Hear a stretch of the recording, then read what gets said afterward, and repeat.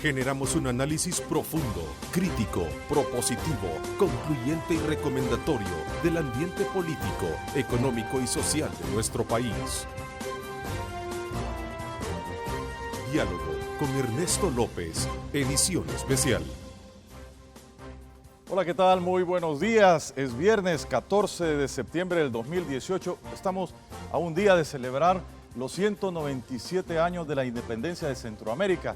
Yo sé que muchos estudiantes y público en general se están preparando para que el día de mañana pues todos puedan ir en familia a disfrutar de ese ya tradicional desfile, y por este medio queremos hacerle una atenta invitación para que vaya con la familia, con los amigos y hasta con su mascota a disfrutar de ese espectáculo que están preparando los jóvenes y también las instituciones como la Fuerza Armada, la Policía Nacional Civil, que siempre desfilan muy formalitos ellos y con todo su arsenal para mostrar todo lo que tienen, pero siempre recordando ese día de la independencia.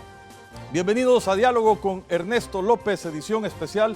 Somos Cadena Megavisión, canales 15, 19 y 21. En esta oportunidad nuestro compañero Ernesto López tiene el día libre, por lo que su servidor Samuel Arias con gusto los va a estar acompañando. Y quiero darle la bienvenida, como todos los viernes, a nuestros invitados de lujo. Bienvenido al doctor Kirio Waldo Salgado. Muchas gracias, el Señor los bendiga. También nos acompaña el licenciado Carlos Araujo. Buenos días. Samuel, buenos días, a la orden. Le damos la bienvenida también al licenciado Ulises de Dios Guzmán. Muchas gracias. Gracias por incorporarse. Y al licenciado Julio Valdivieso. Bienvenido. Buenos días, Samuel. Un gusto. Bueno, y esta mañana vamos a debatir la histórica sentencia, esa sentencia condenatoria por actos de corrupción a un expresidente de la República y a varios de sus exfuncionarios. Por primera vez se ha dado esto en nuestro país. Dicha condena, según la Fiscalía, es satisfactoria y deja un mensaje a los actuales y futuros funcionarios, sobre todo, de que la lucha contra la corrupción va por buen camino. Sin embargo, para diferentes sectores de la sociedad, la condena no cumple las expectativas ante la magnitud del dinero señalado. Otro tema que vamos a analizar este día es respecto a la dinámica que están llevando los partidos políticos a fin de fortalecer su estrategia de cara a las presidenciales del próximo año. ¿Qué está pasando con esas alianzas que se hicieron? Las tres preguntas que nos ayudarán a analizar los temas son las siguientes. ¿Qué precedente marca la condena del expresidente Saca? ¿Qué precedente para el país? ¿Cumple con la expectativa de la población la condena del expresidente Saca y sus exfuncionarios? Y finalmente, ¿qué está pasando con las alianzas y las coaliciones políticas? Eso entre algunas de las interrogantes. Y bueno, se ha dicho de que este es un juicio histórico, una resolución histórica, pero ¿hasta qué punto podemos decir los salvadoreños realmente esto es histórico en comparación a lo que está pasando con otros países? Por primera vez se ha condenado a un expresidente. Quiero empezar, doctor Kirio Waldo. ¿Cuál es su análisis, su lectura, si lo vemos desde el punto de vista penal? Porque sabemos de que desde el punto de vista civil hay una gran deuda, pero comenzando desde el punto de vista penal, ¿cuál es su evaluación de lo que pasó esta semana, que ya sabíamos que iba a pasar porque esto ya había sido anunciado? Bueno, yo creo que no es nada nuevo. Esto pues ya había sido negociado, había sido anunciado, y la ley dice que cuando la Fiscalía acepta un juicio abreviado por la confesión del imputado, los jueces tienen que respetar las penas que la Fiscalía pactó con ese imputado para que diera su confesión. Ahora, yo personalmente creo que ahí ha habido otras cosas que no se dicen. No creo que así nomás haya sido la confesión, no creo que haya habido mucha voluntariedad de parte del presidente Saca. Creo más bien que la Fiscalía, como dijo el fiscal general, la Fiscalía se sentía acosada porque iban a terminar los 2 años en que tenían que poner sentencia, porque de acuerdo a la ley, si pasan 2 años y no se ha puesto sentencia, se va libre. Y ayer lo volvió a confirmar el fiscal. ¿Qué quiere decir?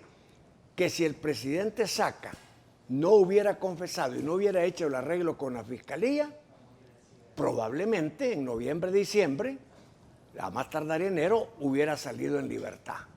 Entonces creo que la fiscalía ocupó algunas herramientas de presión para poder hacer que el presidente Saca confesara, y confesó. Lo persuadieron. No sé bajo qué argumentos. El punto es este, el punto es que ya está condenado. Pero lo que se salió del esquema de la fiscalía fue la fijación de cuotas de compensación civil que tiene que pagar cada uno de los imputados. Vale decir que el presidente Saca es al que más se le ha señalado por parte de los 3 jueces de sentencia. Pero a mí me extraña por qué a Julio Ram se le han puesto, creo que $8 millones, cuando el juicio se promovió primero por $1,5 millones, parece, y después por 4 millones. No sé qué criterio usaron los jueces para dividir cabalísticamente todos los pormenores de las indemnizaciones. Y hay una magistrada, y aquí está el licenciado Ulises, licenciado o doctor.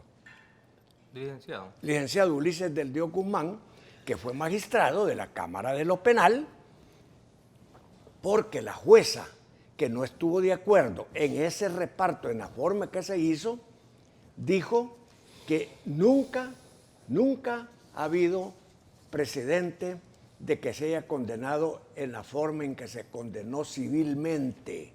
Penalmente no hay problema, pero civilmente. Y que siempre la Sala de lo Penal de la Corte Suprema de Justicia había dejado las condenas en abstracto.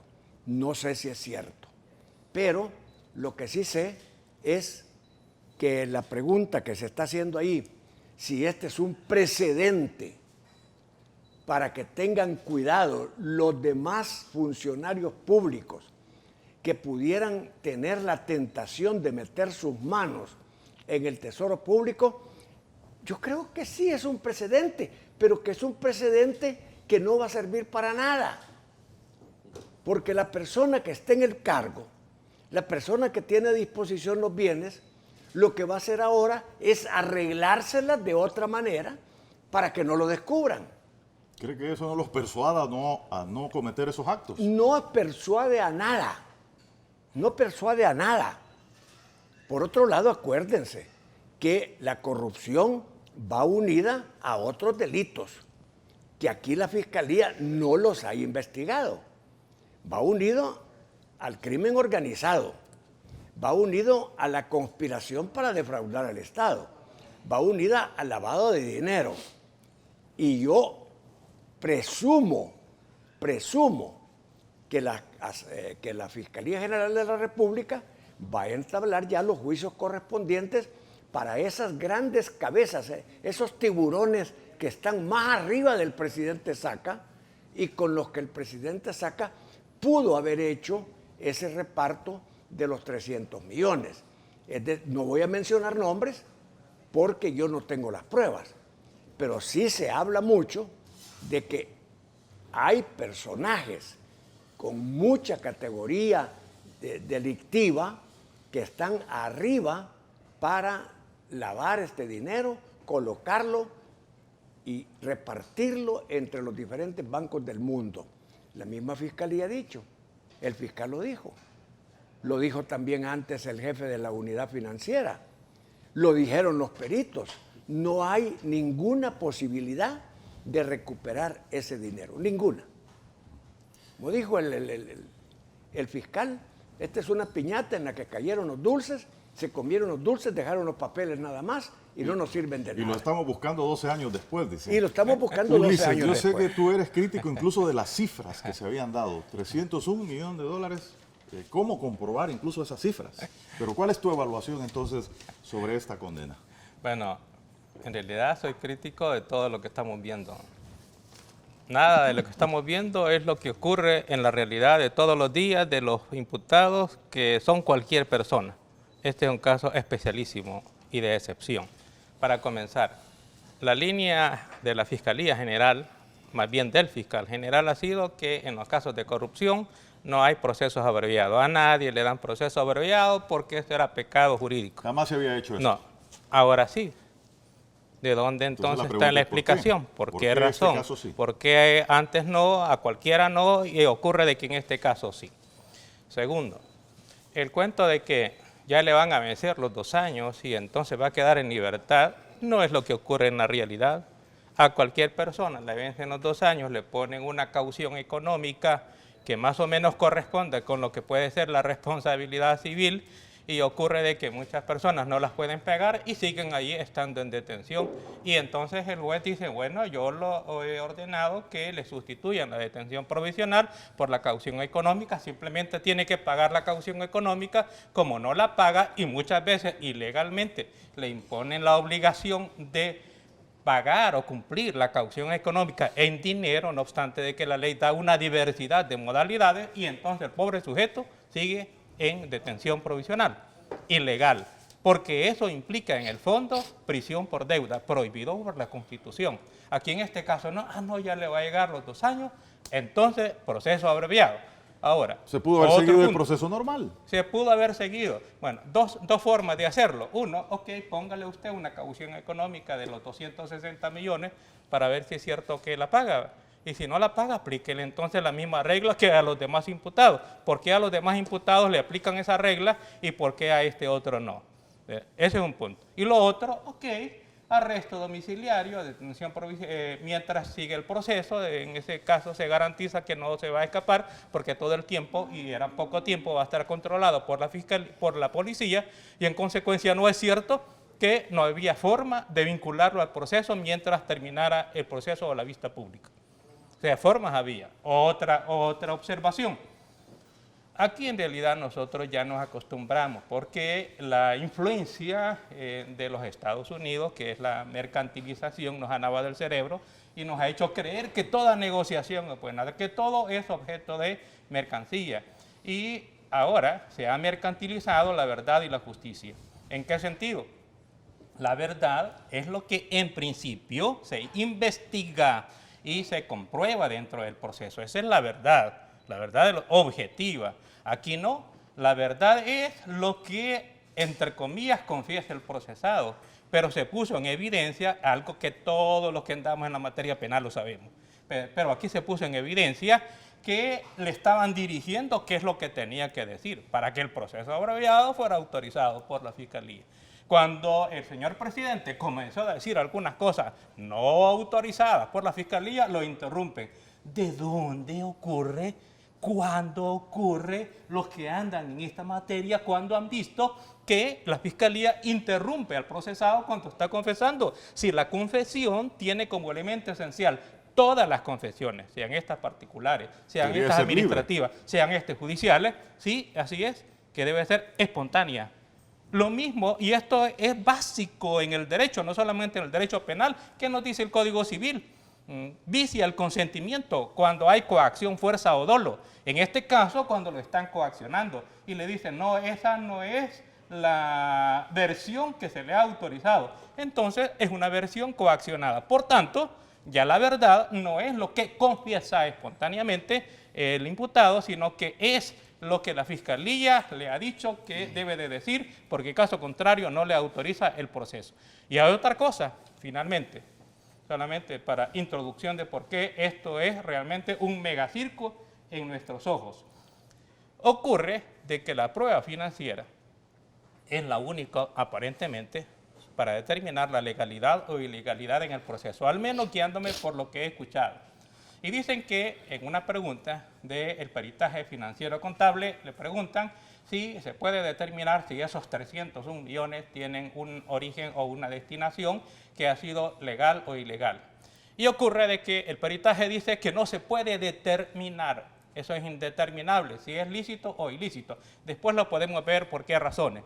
Pero lo que quiero señalar que estamos hablando de delito de lavado de dinero, es decir, flujos de dinero que salen bien de la fuente, debe ser ilegítima, o el destino o el uso, o peculado, es decir, extracción, sustracción de bienes, dinero o especies del Estado. Ok, si es así, la pregunta es clave con relación, porque si el dinero no se puede determinar pericialmente de que es ilícito, entonces ¿por qué lo van a condenar?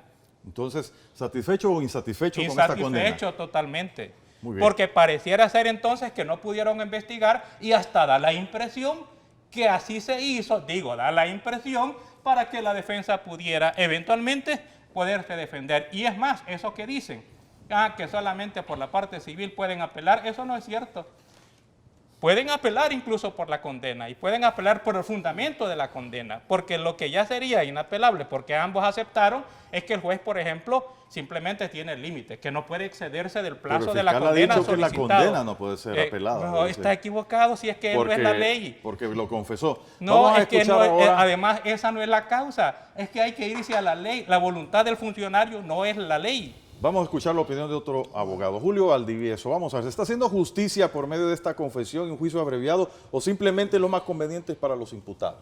No, es decir, en un juicio, primero buenos días a todo el colega. Buenos días. Va a estar interesante esta plática, por lo menos técnicamente, jurídicamente. Primero quiero saludar este día con el perdón de mis colegas. Hoy cumpleaños mi esposa y mi consuegra, doña Gabriela Salomé. Un saludo para las dos. En combo. Felicidades, felicidades. Sí, felicidades. Pero felicidades para ella por el aguante. Dicho esto, yo creo que hay que ubicarnos. Yo sí particularmente considero de que el hecho de haber obtenido una sentencia para un expresidente de la República, este no es un caso normal donde se está juzgando a una persona simplemente. Casos de estos pueden existir todos los días. O sea, no iba a ser normal. Pero no iba a ser normal desde un inicio. Esa es la primera premisa. La segunda premisa que yo quiero destacar, que en toda sanción, toda pena tiene como finalidad, una de las finalidades es la ejemplarización de la sanción. Y el hecho de haber obtenido una condena bajo la figura de la concepción, yo sí creo, y hay que decirlo con toda la voluntad, creo que la Fiscalía sentó un buen precedente para este país.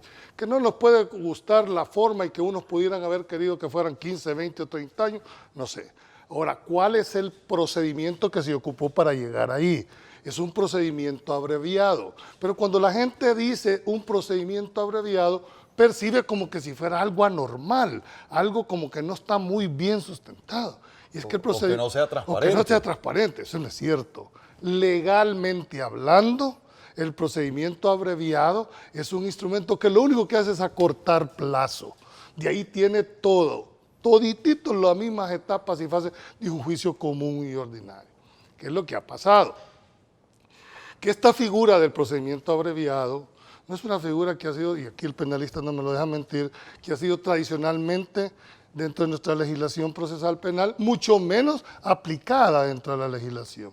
Pero si tú lo comparas con el derecho anglosajón, como son los Estados Unidos, Inglaterra, casi más del 90% de los casos se resuelven por esta vía. Ahora, el procedimiento abreviado está regulado, creo que es 417 y 418 del Código Procesal Penal. Ahí establece, pero quiero referirme específicamente al artículo 418. Un procedimiento abreviado no nace de la noche a la mañana. Aquí hubieron negociaciones de ambas partes, Fiscalía y Defensa. Ambos vieron, evaluaron cuáles eran las posibilidades que tenían cada uno.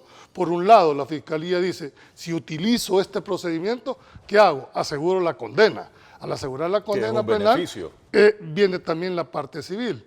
Dije en aquel momento, porque había una mala percepción, dice, bueno, solo le van a quitar 25 millones y se robó 300. Primero, no es ese el enfoque.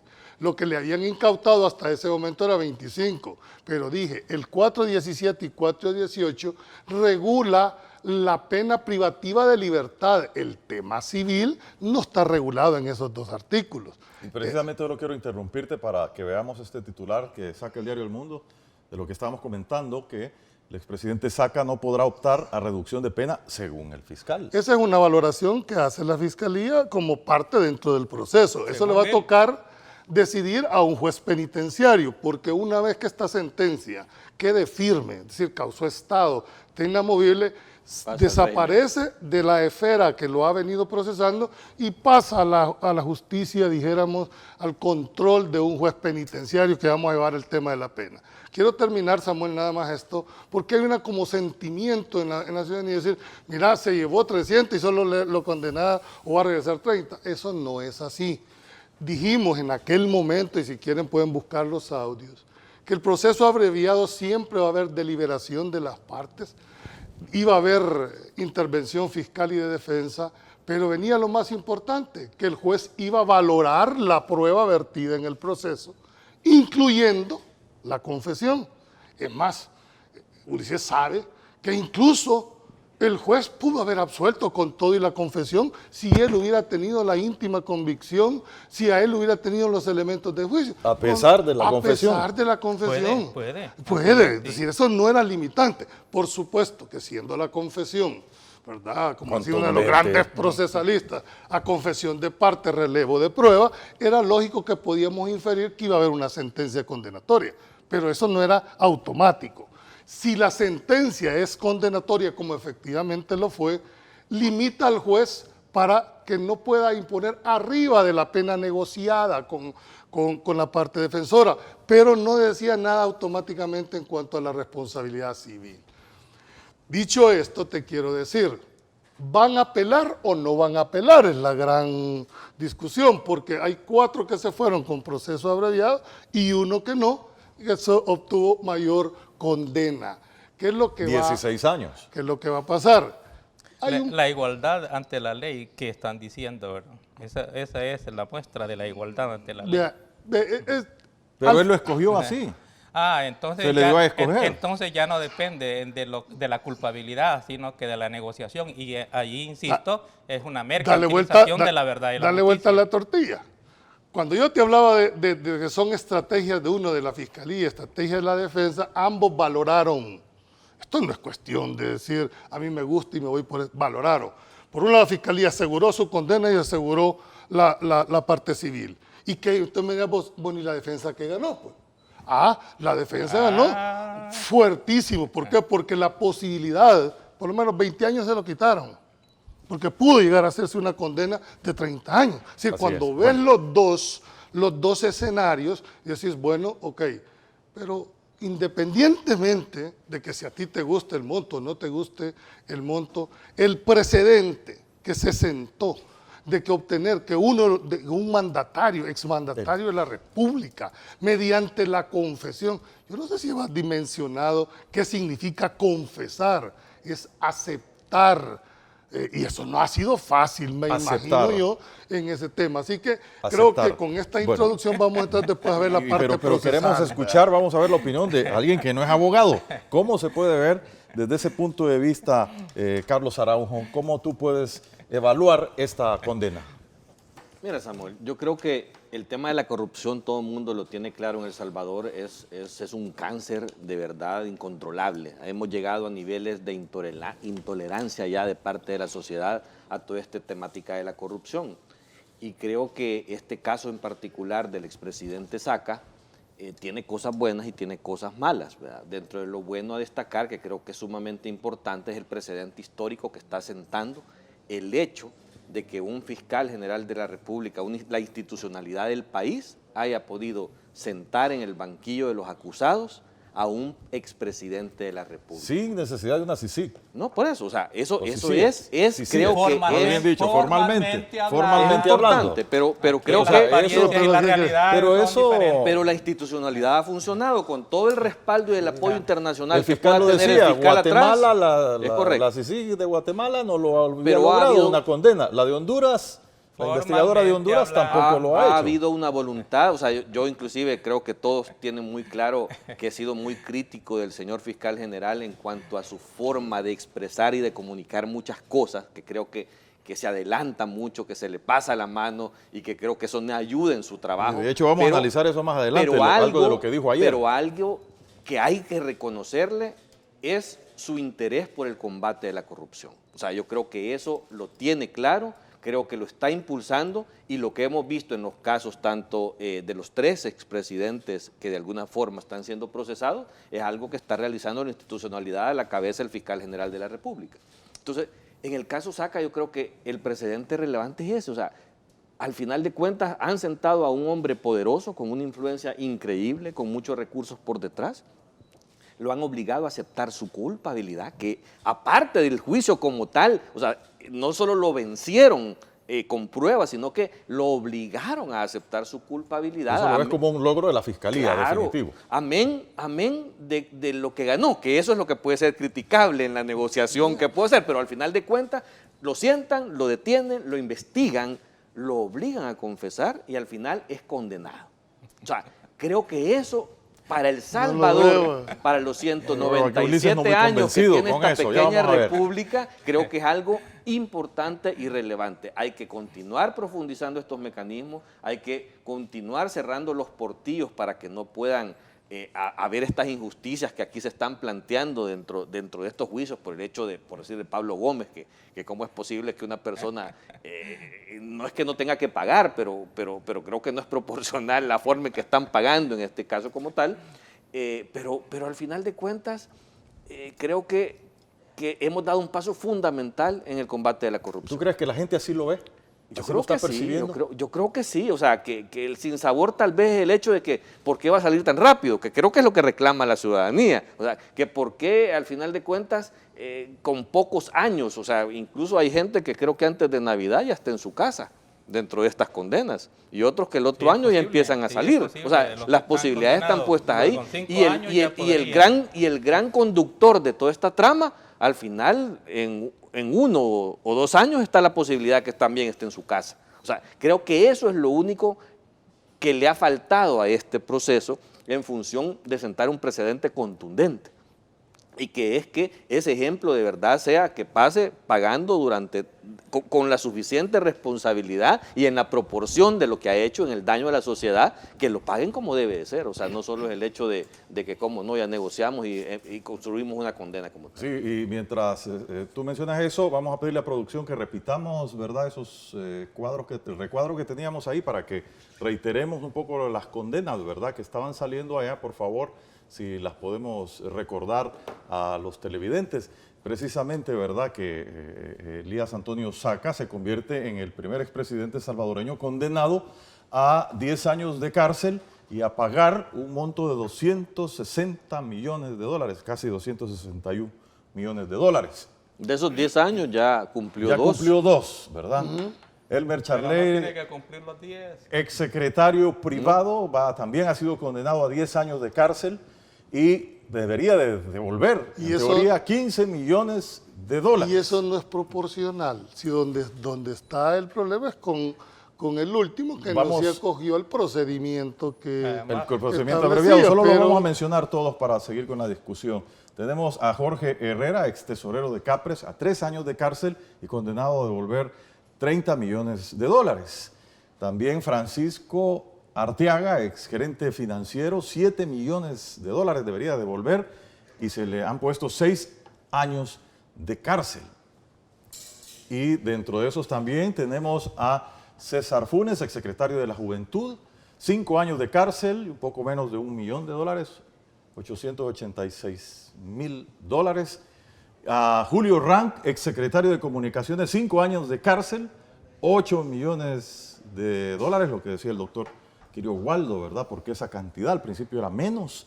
Luego tenemos a Pablo Gómez, ex auxiliar contable de Capres, él que no se sometió a este juicio abreviado, le dieron, sino que al juicio normal, 16 años de cárcel y a pagar 5 millones de dólares. El mandadero, el que le decían, vaya aquí, cobre aquí, paga allá, a ese que no tiene conciencia porque no puede entender la legalidad de lo que está haciendo, a ese lo condenan a 16 años. ¿Pero qué pensó y en él? ese reparto... ¿Pensó él, el juez va a considerar eso? Pues debería de ser.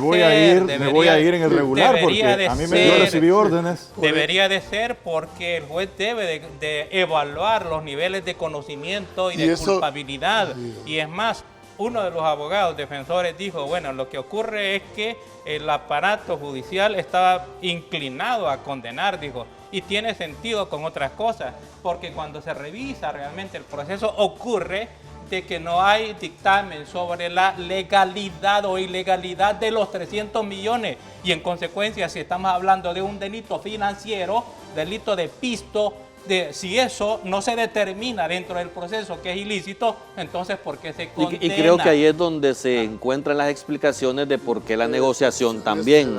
Vea, porque al final de cuentas era difícil demostrar el uso de los 300 millones. Pero por la debilidad, por lo que dijo, bueno, si el aparato judicial no importa lo que sea, siempre lo va a condenar independientemente de las pruebas, lo que me está diciendo es que el aparato judicial condena según la presión y no según la prueba. Y ahí está en el peritaje.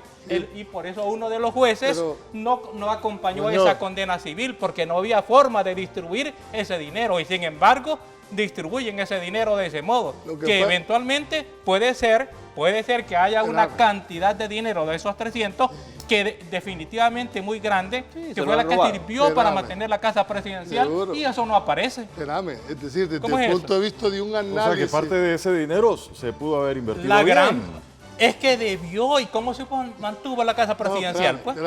En deuda, desde el análisis objetivo que está haciendo, Ulises es correcto, pero una cosa es hacerlo aquí y otra cosa es ser el abogado defensor que está en el proceso, que tiene encima ya la audiencia encima y que tenés que tomar decisiones. Si yo te dijera, bueno, ok, bueno, en el análisis tuyo, vámonos en un juicio de procedimiento y esperemos todos los resultados para allá. Sí, coincidimos en lo esencial, pero no en la forma. Porque yo lo que estoy diciendo es la debilidad del órgano judicial y la falta de garantía de imparcialidad lo que determinó que los defensores se fueran. Pero los defensores han garantizado, por ejemplo, así, a las cabales, para que la gente no esté engañada. Lo han condenado 10 años, en 3 años va a estar afuera. Y si fuera cierto, ¿a cuánto hubiera sido? Que se ha llevado, y si fuera cierto que se ha llevado 260 millones, después de 3 años, señores, ya no pasa nada. Buen negocio. Porque puede salir, perdóname, así me lo han dicho. Gente común y corriente me lo ha dicho. Yo me voy, me dijo así, 10 años, no son 10 años, 5 años, te lo voy a decir. Pero esa no es reacción emotiva, eso no es cierto, ese es el planteamiento. Tú mismo acabas de decir, mira, fueron 300 millones que fueron para distintas horas, no es que se haya apropiado. Eso es lo que digo, y por eso es que no había fundamento para esa condena. Bueno, y por eso es que puede ser apelada incluso en la condena penal. Claro, los condenan por peculado y lavado. Peculado y lavado. ¿Y qué es peculado? Peculado no es la apropiación, pero no solo es apropiación, también es malversación. No, bueno, va implícita, porque si lo sustrae ya no se utiliza en lo que se iba a destinar irregularmente. La compensación es destinarlo a un lugar para donde no está orientado legalmente. Está orientado.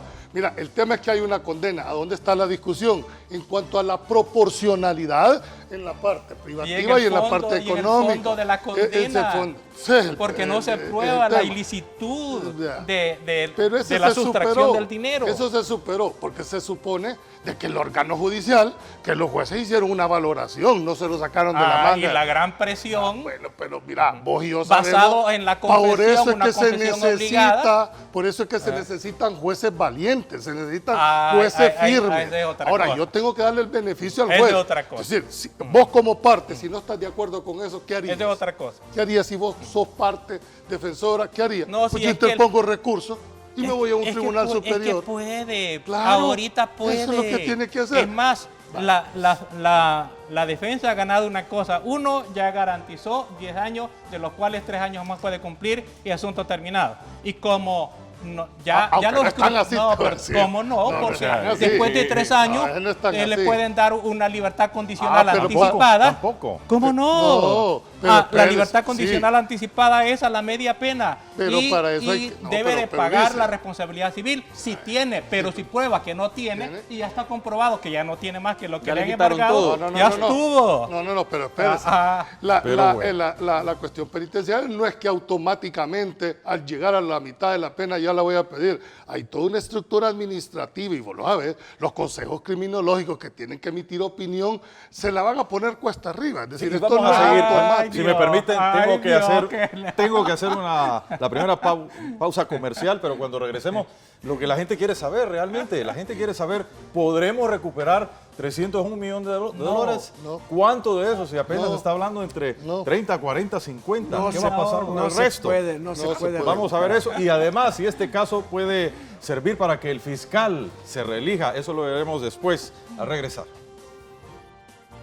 En Texaco tenemos más que combustible, tenemos Tecron, el aditivo que ayuda a maximizar la economía en cada galón. Por eso tenemos para ti Texaco con Tecron, el combustible inteligente.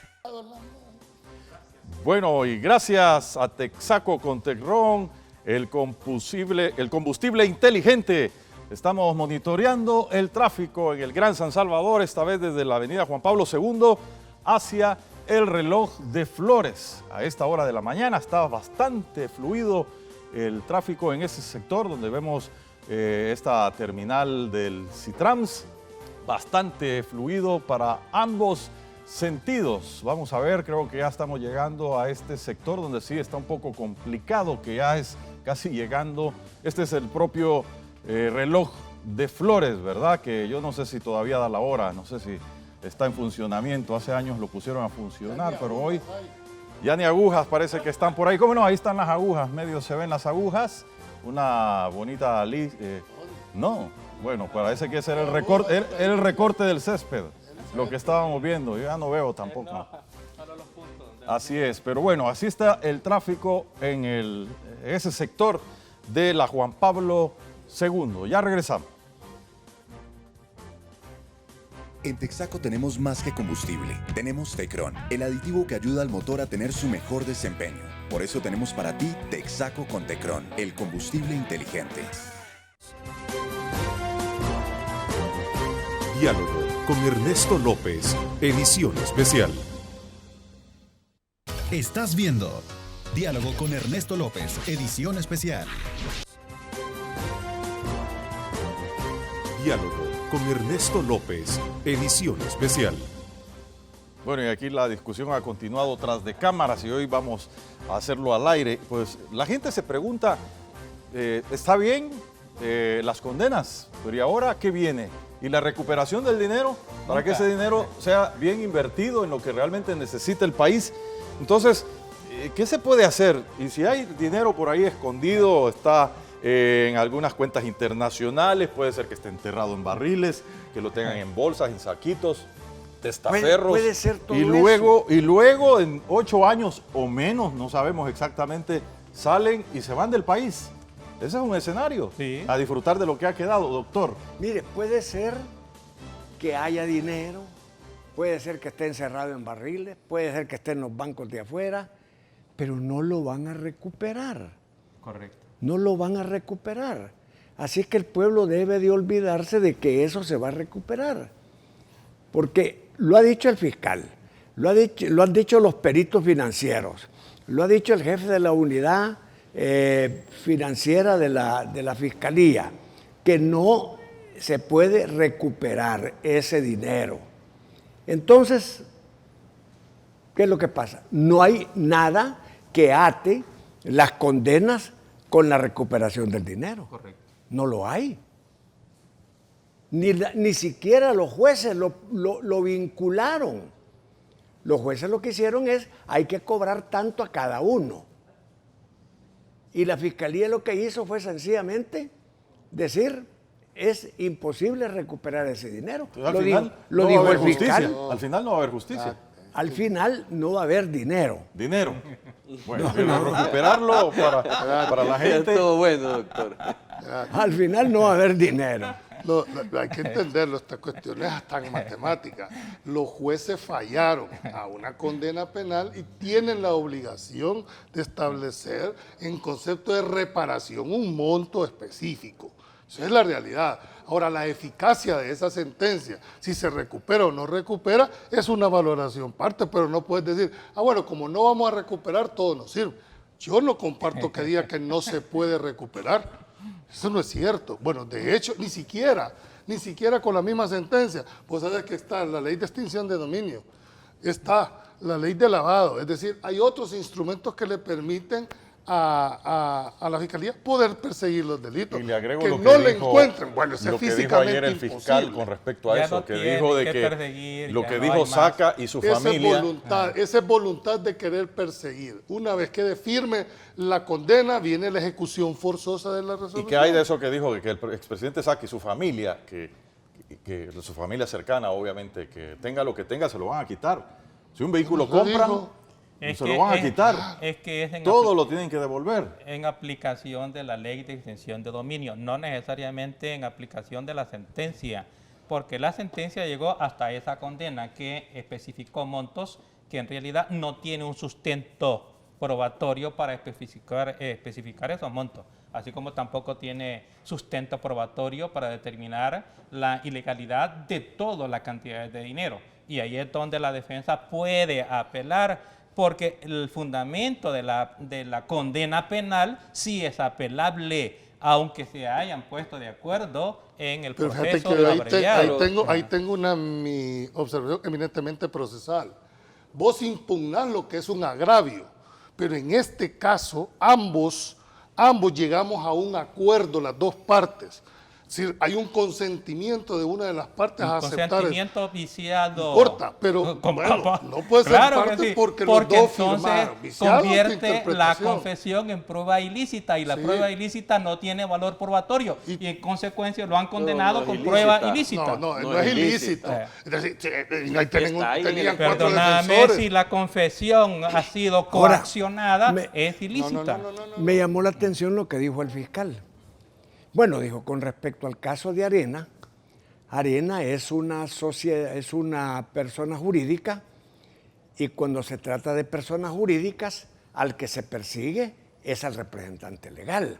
Y el representante legal, en la época que se dieron los delitos, era el presidente Saca, que era presidente de Arena.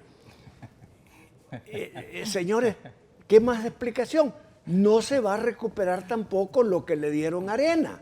No se va a recuperar. No hay voluntad. Y no se debe investigar no hay a otros voluntad. areneros. No hay voluntad. No, lo que se debe investigar Eso es lo que es... están Esa es Lo una que se interpretación que lo que se ustedes debe están haciendo. investigar es... Mira, lo que se debe investigar es cuándo se dio el dinero. Si se dio por partes, en qué fecha se dieron. El presidente Saca fue presidente de Arena hasta cierto momento. Hay que ver quiénes estaban en el COENA y hay que ver si realmente el presidente Saca, solo por ser representante legal, respondería. Yo no lo creo así. ¿Y no sería importante Yo saber no quiénes lo creo recibieron así. ese dinero? Claro que sí. Pero todo eso hay que por doble investigarlo. responsabilidad. De todo esto, el mismo fiscal ha dicho que hay una serie de Investigaciones nuevas paralelas. investigaciones que este caso ha abierto, pues, y que tienen que dar las responsabilidades a cada una de estas No, personas. pero involucradas, jurídicamente hablando hay que ponerlo en el peso. Tú y yo, y tú también, doctor, sabes que las personas jurídicas no responden per se. Penalmente, Pues, pero de eso patrimonialmente sí. Esa es otra valoración. Ah. Estamos hablando penalmente. Ajá. Penalmente, ¿quiénes responden?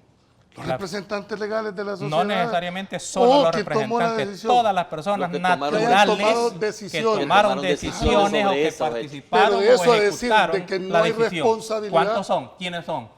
Sí, ¿Se ha eso es determinado eso? Sí, eso es lo Ajá. que tiene que hacerse, pero no puede, es que ya no se va a procesar a nadie, ya no se va a hacer nada. Es que Eso esa no es cierto. la impresión. No, pareciera esa es ser, una valoración de cada uno, pero- tomando Es el que concepto estamos- tuyo de la justicia selectiva, que en este caso es la acusación selectiva, como que pareciera ser que las investigaciones y Pero- las acusaciones pero el solo cierre- tienen un el horizonte cierre y de- no tienen un horizonte amplio indiscriminadamente. El cierre para del todos. caso Saca. Y el argumento- quiere decir que el se cierran argumento- investigaron a Areneros. Así es, hombre, Mira, sí está claro, el argumento está claro. que yo deduzco es por lo que dijo el fiscal. Vaya, él mismo lo ha dicho. Y No porque yo crea que es así. Sí, es no, por lo que no, dijo yo el entendí. fiscal. Pero ¿qué es lo que dijo? Pues sí, que dijo que no, porque en el No, fondo dijo que no. dijo es que no se va a es que investigar. dijo que Poner palabras que no. yo Si no es que estoy está diciendo que hay que procesar al representante y al A la representante persona. a en la ese persona momento. jurídica. Pero, Pongámoslo en el contexto para lo hacer que ha dicho con relación a la análisis persona jurídica es que objetivo. no la puede meter preso. Nadie está discutiendo ni le está pidiendo que a la persona jurídica Eso es lo que ha dicho. la meta No, preso. eso fue lo que dijo. Pero las personas naturales pueden ser investigadas, Por supuesto, procesadas penalmente. por supuesto. ¿Y quién dice que Y la no lo va a persona hacer? jurídica puede responder patrimonialmente. Por Y ahí tiene una supuesto. ley que es inconstitucional, pero que él cree que es constitucional y en consecuencia puede aplicar la ley de extinción de dominio al mismo partido, ¿o no? Sí, O sea, Por supuesto que o sí. sea, Arena podría devolver ese dinero. La puede obligar en la aplicación de la ley de extinción de dominio aún sin proceso penal. Si una investigación determina que Determina tiene eso. la institución la Y responsabilidad. no dicen que Sí, hay lo- prueba suficiente de que el dinero ingresó en el partido. No, Pues. por Pero eso, acá pero y una dice, cosa es una cosa que la que digas y otra institución cosa sea la que lo responsable pruebes. de haber recibido Y esos dineros no con como tal. menos de eso, el fiscal No. general ha incautado pero bienes esa es en una otras va- cosas esas son que yo valoraciones. digo es inconstitucional, pero en otros sí lo ha hecho. Sí, pero Y entonces no, debe pero de el caso actuar es parejo. diferente, Ulises. Pues El caso sí, es diferente. es diferente porque en otros casos son de otros partidos. no, Y en mientras- caso de Arena es diferente mientras una porque ley- pareciera Claro, ser... Entonces, ¿tú crees que no no he se está aplicado aplicando eso. con el mismo peso la ley aquí? No, es Espérate. claro que no, es Espérate. claro que no. Mientras una ley no esté declarada inconstitucional, Ulises, gritemos y pataleemos, los jueces tienen la obligación de aplicarla. Ajá, y el Aunque- fiscal general, y y- entonces, ¿por qué el fiscal general no hace lo mismo con bueno, relación pero ese- al yo partido? no lo he visto. Ahora Bueno, mira, eso contrasta con lo que también dijo el fiscal ayer, de que había venido un donativo de Taiwán, que llegó a Relaciones Exteriores y que el canciller Hugo Martínez lo pasó a Casa Presidencial y que 10 millones de ese donativo sirvieron para la campaña. Se supone para la del sí. frente. Doctor, cuando Ahora. regresemos quiero regresar con usted para que sigamos con eso porque me están pidiendo ya el corte comercial. Precisamente vamos a hablar del fiscal, que por qué no hace esto, que por qué no hace lo otro, que por qué dijo esto. Vamos a analizar hacia dónde va este fiscal general al regresar. Diálogo con Ernesto López, edición especial. Estás viendo Diálogo con Ernesto López, edición especial. Diálogo con Ernesto López, edición especial. Seguimos con este interesante análisis sobre el caso Saca y nos estamos preguntando hacia dónde va este fiscal, cuáles sus verdaderas intenciones, dirían algunos. ¿Es realmente el promotor de la justicia y la lucha contra la corrupción? Bueno, y otro de los temas que hemos puesto en el tapete, ¿verdad? Es lo que dijo en contra del candidato, doctor Quirio Waldo. Sí, mire, yo realmente no estoy a favor ni en contra de nadie.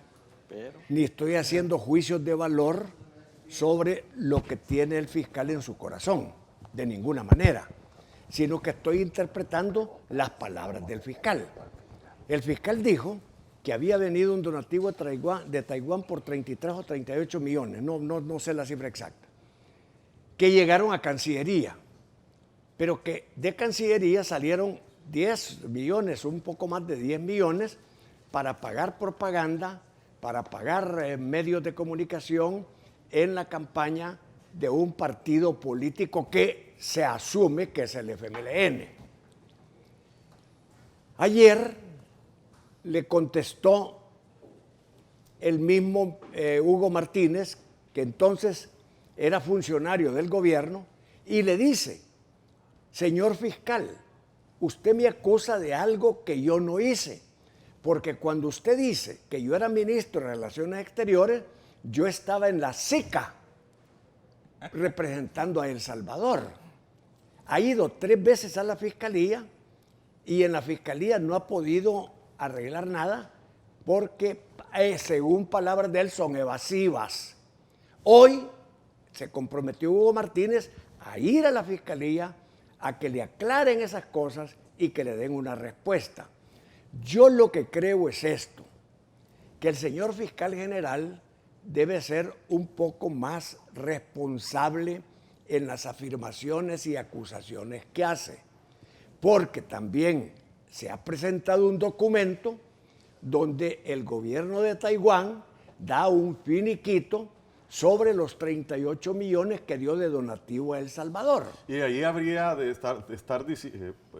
confirmaría de que sabía la El reorientación de esos Eso 11.5 millones de dólares. Eso Habla el comunicado. confirmaría que no hubo desvío, y menos de Hugo Martínez, que no era el ministro de Relaciones Exteriores. Así es que yo, sinceramente, creo. Pero ¿por qué lanzarlo así que- entonces que- fiscales?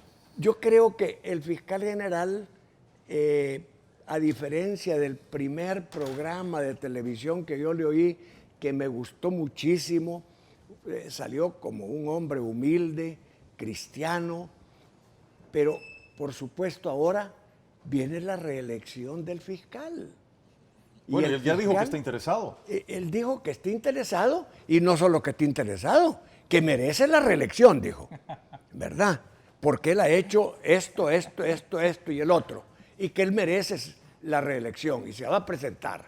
Entonces, está bien que se presente.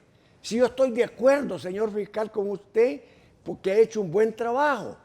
Pero en lo que yo no estoy de acuerdo es en que se valorice a un partido político sobre otro partido político, o que se desmerite a un partido político en relación con otro partido político. En eso no voy a estar de acuerdo nunca. Tenemos que darle la palabra también a Carlos y agregar, Carlos, que otro comentario que hizo el fiscal, que también mencionó a Marco Rodríguez de la Oficina de Transparencia, ¿verdad? En donde dijo de que habían ocurrido prácticamente todas estas cosas Frente a sus frente narices a sus y nunca se dio narices, cuenta. y que no hizo nada. Y de hecho queremos decir de que el señor Marco Rodríguez pues ha pedido un derecho de respuesta y estará en nuestro programa el próximo martes, ¿verdad? ¿Cuál es tu comentario sobre todas estas declaraciones, pues, y lo que Bueno, está yo en mi diciendo primera el intervención fiscal? todavía se los comenté. ¿verdad? Yo a veces he criticado al fiscal precisamente por este tipo de fallas comunicacionales. Yo creo que en esta ocasión, si es cierto la declaración de Hugo Martínez y el documento que ha salido sobre el tema de los donativos de Taiwán, creería que nuevamente ha cometido otro error. O sea, habría que esperar, ¿verdad? Porque aquí en este tema las evasivas de los políticos andan por todos lados también de querer justificarse cuando hacen estos tipos de pecadillos, pero parecería que algo realmente se le escapó por ahí. O sea, yo creo que él recurrentemente dice cosas que son parte tal vez de un proceso de investigación que no están totalmente consolidadas, que no están totalmente probadas, como el caso de cuando se habla de los 301 millones del caso Saca, que al final de cuentas no todo se lo habían robado, sino que ahí hay una buena parte de ese dinero que fue gastado ordinariamente en casa presidencial. O sea, por eso te digo, esas son las críticas, por ejemplo. que es cuando yo te ¿Y siempre por qué lo dice? Si él tiene conocimiento que un militar está llevando dinero, ¿por qué no lo agarra en flagrancia? Tiene ¿Por qué que lo captura en terminar flagrancia? de Si no lo investigar. Al final realiza. quedó como un rumor. Es que ese es el Ajá. tema. Queda como un Pero rumor. al Quiere decir final que si fuera cierto, permitió la impunidad. es correcto. ¿O no fue cierto? La investigación Y puede entonces estar lo en utilizó solo curso como todavía, o sea, propaganda. porque estas cosas siguen su investigación, su proceso, pero al final de cuentas casi te está alertando también cuando hace ese tipo de declaraciones. Pero en este caso, en este momento político, en campaña política, una Claro, es difícil, es difícil. preelectoral, pues, ¿verdad? Ojalá. Decir algo como eso es muy delicado Pero pues, para el yo candidato del frente. Yo esperaría que el fiscal, debido a esta respuesta de los señalados, nuevamente dé una declaración para aclarar esta situación. Creo que es la responsabilidad que tiene el fiscal, porque no es posible que esto se quede con que ya presentaron las pruebas los que están siendo señalados y se quede callado. O sea, yo creo que si él tiene suficiente elemento, pues tiene que proceder a hacer lo que corresponde hacer, ¿verdad? ¿Qué hay de una posible reelección de este fiscal? ¿Apoyarías tú una posible reelección? Es que, mira, amén de este problema que te digo, pero es un tema más comunicacional de errores que se están Ya cometiendo. va a ser en 4 meses. ¿no? Pero yo creo que ha hecho más que muchísimos fiscales del pasado de este país. O sea, eso es evidente y creo que de alguna manera habría que considerar de que no retrocedamos en la elección del nuevo fiscal a lo del pasado, que es lo mismo que sucede con los magistrados de la Corte Suprema de Justicia. Y él lo Esa es la mencionó, lucha. Carlos, él mencionó que los anteriores fiscales a él no hicieron nada por Y no combatir todos, la pues, corrupción. o sea, pero hay unos que han sido buenos Mira, fiscales. yo creo que un Pero error- él mencionó Claro. que nadie había hecho No, la nada. justicia no nació cuando él fue electo fiscal. Tampoco. Yo creo que lo hemos criticado siempre, es el hecho de querer llevar la justicia en un programa.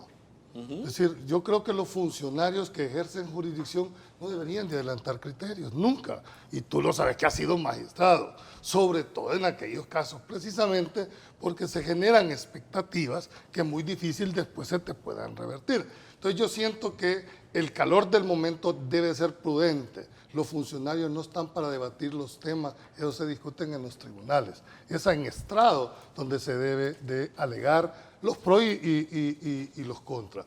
Creo que al final de esto deja sentado, y aquí ya es una discusión estéril, ya hay una sentencia, te guste, no me guste a mí. Ahora aquí la gran pregunta es, ¿se van a interponer recursos o no se van a interponer recursos? Eso es lo que está a ver por venir. Los defensores. Los defensores están haciendo todo un análisis de ver las consecuencias de interponer un recurso. ¿Por qué razón digo esto? Y lo resalto. Porque mientras esta sentencia no quede firme, no pueden pasar al régimen penitenciario, que es la otra valoración, que ya los cómputos de los plazos de esa sentencia tienen otra dimensión. Entonces, mientras no esté firme la sentencia, el juez penitenciario se ve inhibido de entrar a conocer la parte. De lo cual es una parte injusta también, en términos generales. Porque muchas veces las detenciones provisionales corren por años y el procesado, que eventualmente en ese momento es un inocente, si eventualmente es condenado, ha perdido todo ese tiempo de incorporarse a los programas de los beneficios penitenciarios. Y quiero decir, con relación a esta parte de las imputaciones que se le hace al candidato del frente, que en realidad, si fuera cierto lo que dice el ahora candidato, que él no era el canciller, perdónenme, qué irresponsabilidad, qué niveles de calidad de investigación van a tener si hace esas imputaciones. Perdónenme, eso indica también la selectividad de la investigación y la orientación sesgada de las acusaciones.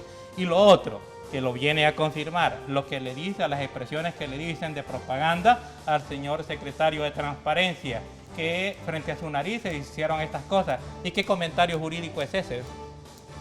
¿Qué técnica de investigación es esa? Es una expresión meramente de propaganda y tiene su sentido, ilegítimo, pero tiene su sentido cuando dice, es que yo ya entro en campaña, porque es lo que está diciendo, para buscar mi reelección, utilizando el aparato de la Fiscalía General de la República. Desde ahí, ahora entra en campaña y utiliza en consecuencia la posición, el cargo, la institucionalidad para tratar de forzar las cosas hacia su propia reelección. Y eso está bien, señores. Muy bien. Bueno, vamos a hacer otro corte comercial, pero cuando regresemos, ¿qué viene después de todo esto? ¿Qué viene? ¿Se cierra el caso Saca o va a continuar? ¿Vamos a tener más sorpresas? ¿O hasta aquí llegan las sorpresas? Ahí. Ya regresamos. Diálogo con Ernesto López, edición especial. Estás viendo Diálogo con Ernesto López, edición especial. Diálogo con Ernesto López, edición especial. Como planteamos antes del corte, ¿ya no habrá más sorpresas en el caso Saca? ¿Se cierra? No, todavía no, porque depende de qué es lo que va a hacer la defensa. Depende de si va a apelar o no, y si va a apelar solamente la parte civil y eventualmente si va o no a apelar la parte del fundamento de la condena penal, porque yo he escuchado que tienen sus dos argumentaciones y las dos argumentaciones pueden ser buenas. Uno es el hecho de que cuando hay en un proceso penal se negocia un proceso abreviado, entonces cambia el proceso de proceso común a proceso abreviado, y en este caso era una vista pública, una sola cosa, una melcocha desarrollando la vista pública del proceso abreviado con el proceso común. Eso por un lado. Y por otro lado, tratándose del delito financiero, debieron de haber probado no solamente la sustracción, sino que la ilicitud de la apropiación y de la sustracción del dinero. Y si es cierto, que yo no lo sé, pero que no han probado la ilicitud de la sustracción del dinero, pues entonces no habría fundamento ni para la condena penal ni para la condena civil. Eso todavía está por verse. ¿Cuántos años pudiera pasar? Eso está por verse.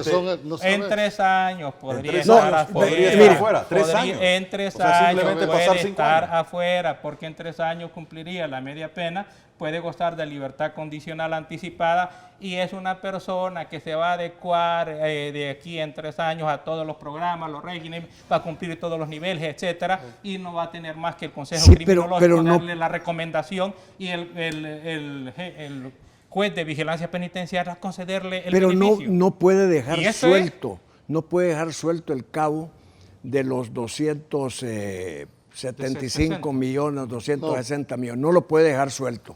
Van a ir a apelación y creo yo que esto va a ir hasta la sala de lo penal de la Corte Suprema de Justicia, ya sea por parte de la Fiscalía o por parte de ellos. Estos son juicios que no terminan en la instancia correspondiente. No olvidemos algo también, que en la parte económica también, independientemente del resultado de este juicio como tal, que todos estos procedimientos que están diciendo de apelaciones y todo, el fiscal ya inició los procedimientos a nivel de ley de extinción de dominio. O sea, al presidente Saca le tiene congelados, incautados, no sé cómo es el término legal del tema esa, todos sus bienes en alrededor de 30 millones de dólares.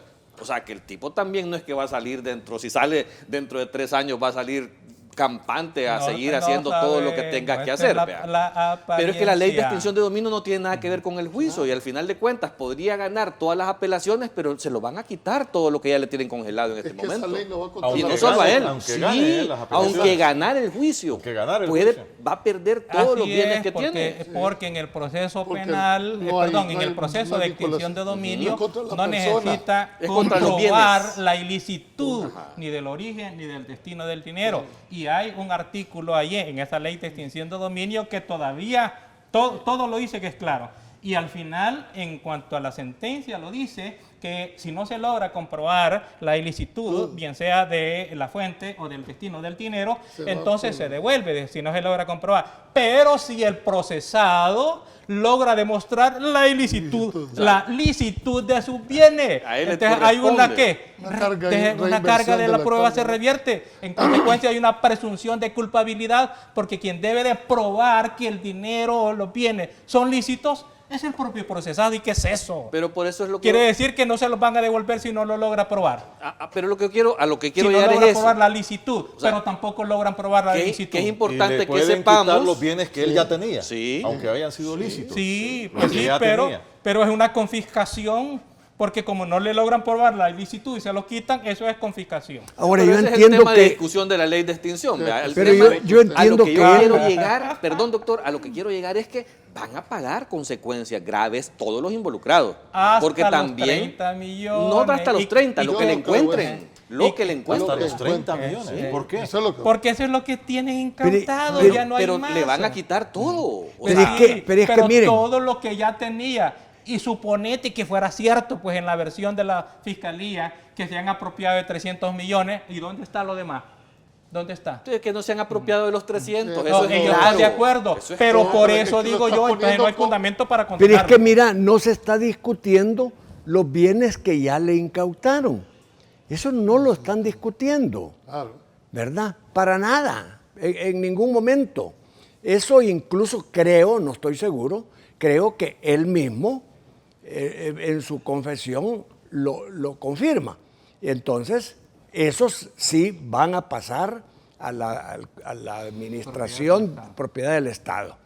Lo que sí puede llevar no solamente a un recurso de apelación, sino que de casación, es los 300 o los 260 millones y por supuesto, lo que va a proponer como recurso cada uno de los que han sido condenados. Pero al final eso es pólvora mojada, es lo que estamos hablando aquí. Pero va a tardarse 5 o 10 años. Pero amén del resultado de eso, que se tarde o no se tarde, ya le han quitado todo.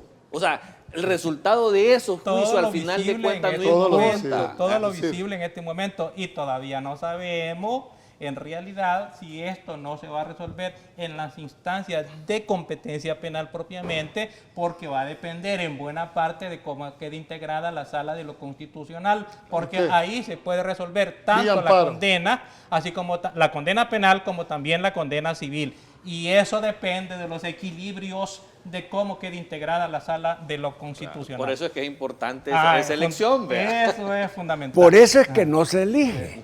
Por cosas como esa. No por solo eso es que no se elige. Porque los partidos, parece que va para largo los todavía. partidos que tienen ahijados están midiendo todo. Correcto. Para ver cómo va a quedar integrada la mayoría en la Sala de lo Constitucional. Eso es todo. Lo delicado va a ser llegar a la Sí, elección presidencial sin Sala de lo Constitucional. Podríamos delicado. llegar. Bueno, ¿y qué lecciones, así como para ir ya concluyendo, qué lecciones puede dejar este proceso? Sabemos pues que no ha sido un proceso normal, ni lo va a seguir siendo, pero de alguna manera monta un precedente y además deja un camino, ¿verdad? También para otros casos.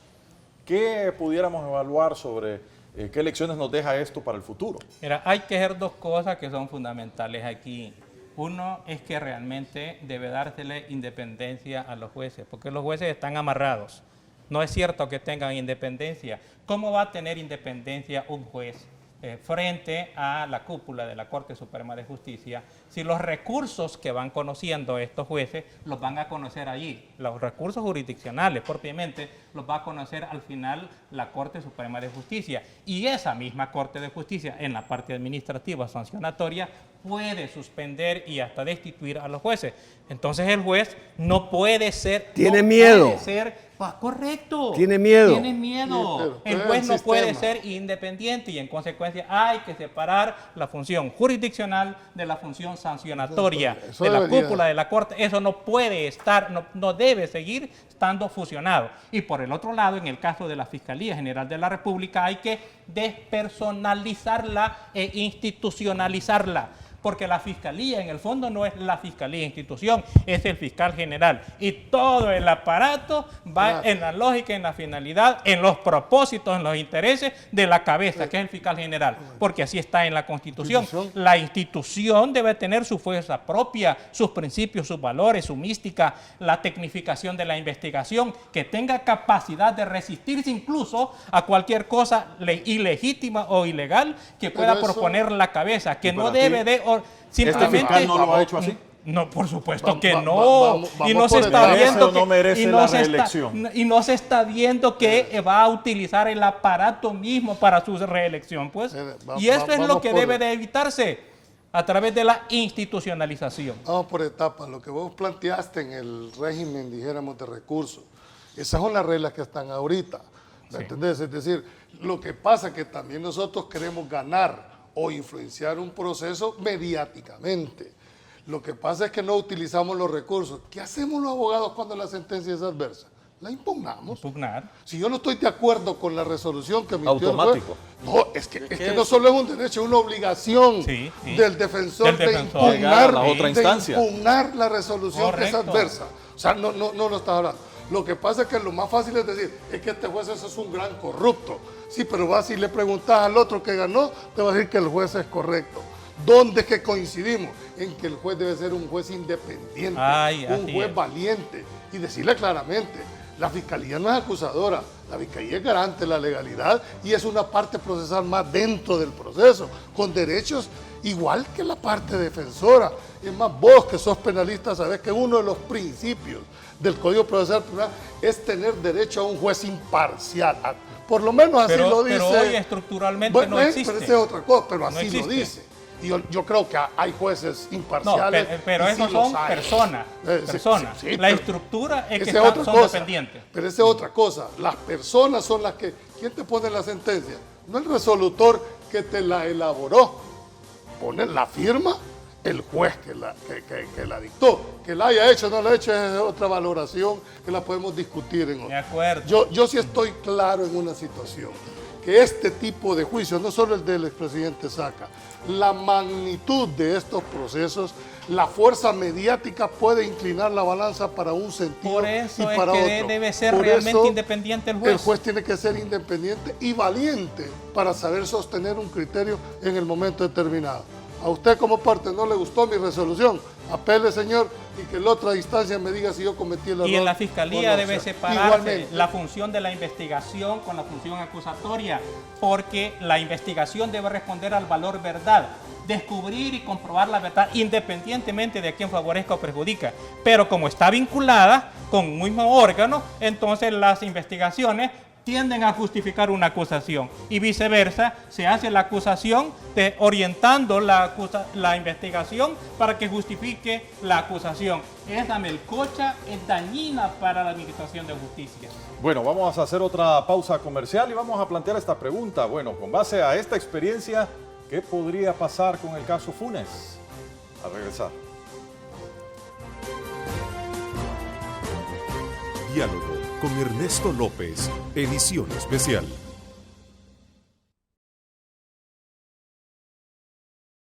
El futuro es imaginar, es pensar en grande. Prepárate hoy, estudia en la UFG y amplía tus oportunidades. UFG, tecnología, innovación y calidad.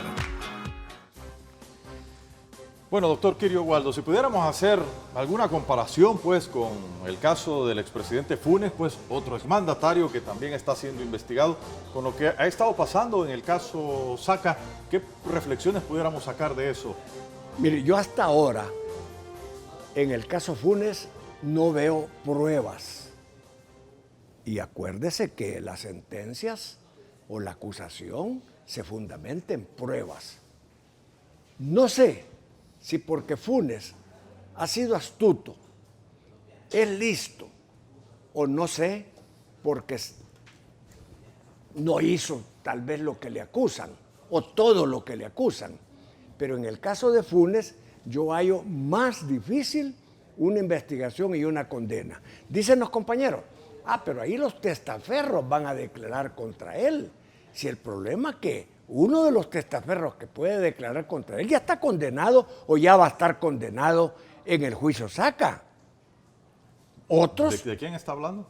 de Jorge Hernández. Jorge Hernández. Okay. Otros, no creo yo que teniendo toda la responsabilidad que él mismo se le echó encima a Mecafé, vaya a declarar. ¿Por qué? Porque la prueba que hay contra Mecafé es que materialmente él tiene todos los inmuebles y tiene todos los valores que pudieran estar condenando a Funes. Y no creo que él se vaya a meter en un problema de querer autoincriminarse para que Funes vaya a la cárcel. No lo creo. Así es que yo creo que Funes puede estar tranquilo mucho tiempo porque no creo que vaya a haber ninguna Yo no creo que pueda estar tranquilo, doctor, porque ese hombre pone un pie en un avión o sale Ortega de ahí y ya no va a estar tranquilo. Quiero decirle para efectos de clarificación. Esa es otra cosa. Este proceso no termina con esta sentencia que ha dictado el juez. Es decir, una condena penal y una condena civil. Van a impugnar más de alguno. Y cuando se impugna la sentencia pueden suceder 4 cosas. O le confirman la sentencia, se la revocan la sentencia, se la anulan o se la modifican, ¿verdad? Y la cantidad de 260 millones, cuando esté sujeto en una segunda instancia, puede ser sujeta que la bajen. El hecho de que hayan condenado a 260 millones el tribunal de primera instancia no necesariamente significa que cuando conozcan en grado en las demás instancias van a atacar específicamente el punto. Te digo esto porque si el día de mañana se revoca una resolución o se anula, vas a decir, bueno, pero es que ya lo habían condenado a 260 millones. Mientras la sentencia no esté firme, todo esto genera una posibilidad o una expectativa de condena. Hasta que esté firme, entonces podemos discutir. Y brevemente, tu percepción sobre el caso Funes. Es decir, la misma razón, la misma disposición. Es decir, si han aplicado exactamente los mismos criterios, la misma proceder, así lo van a procesar. No, y aquí se vuelven importantes también los 3 empleados que han sido procesados en el caso Saca, porque eran los mismos 3 empleados que supuestamente hacían la misma operación para el otro lado. La diferencia está en que en el caso Saca como que dejaron mucha evidencia de la bancarización de muchos de estos recursos y en el otro solo cambiaban al efectivo. Pero quienes lo hacían eran estos empleados. Entonces, al final de cuentas, su declaración definitivamente es importante. Pero en no lo que solo está basta Pero que tengas el derecho. por su confesión ya están condenados, Sí, hombre. Pero ese es otro caso. Pero El otro, mira, no. pero como no, Están pueden sufrir otra condenados. condena por otro ya no caso. tienen, no ya no solo- tienen credibilidad moral. No solo basta tener el derecho, hay que saber probar el derecho y que te quieran dar el derecho. O sea, yo puedo hacer una imputación, pero de hacerla, aprobarla, hay un gran trecho en el cual puede sucumbir muchísimas cosas. Yo creería Y incluso, él lo sabe como... yo como- creería incluso que este grupo de empleados de alguna manera algo va a aportar a la resolución del otro caso. Yo creo que parte de la negociación pudo haber ido. reflexión. Pero final. mira, yo creo que esos 260 millones es Van a revocado. un elemento publicitario. Y tanto es así que en un principio dijo en la proposición de la Fiscalía, le vamos a reclamar 30 millones.